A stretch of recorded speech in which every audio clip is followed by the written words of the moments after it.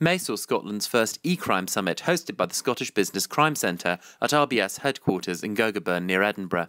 Industry experts were on hand to educate Scottish businesses in how best to protect themselves against the very real threat of eCrime and online fraud.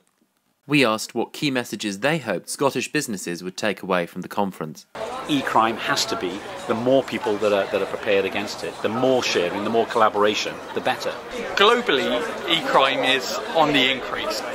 Coming to events like today is really key because we're bringing the industry experts to you, to your doorstep, and they can try and translate the technical issues that are happening to the layman terms. Look at your systems and look at the people. It's not just a technology problem now, it's also a people problem. So yes, update your operating system, use antivirus, make sure your firewall is on.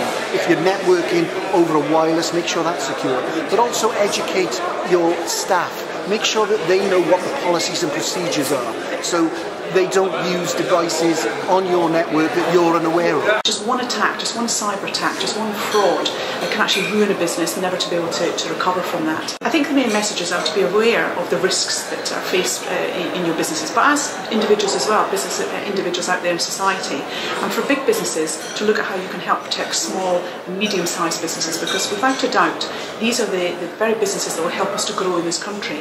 Look at the risks and actually go back to your workplace and think about how you can shut those down and make it far more difficult for criminals to target you as an individual. My main message to SMEs would be don't put your head in the sand.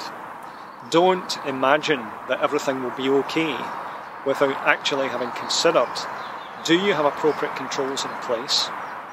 What trust do you place in the suppliers and vendors and outsource parties that you work with?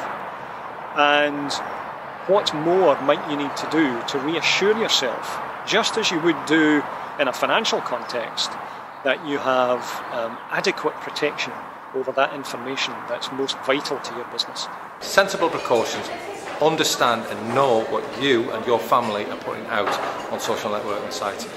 That in itself will be a good start for you. You need to do some sort of risk assessment, and that doesn't have to be, a highfalutin risk assessment. They just need to go back and say, okay, so what are the risks? And then they need to look at who's out there that can help them. We've already heard from a number of people today who can offer help, and that help very often doesn't cost a lot of money.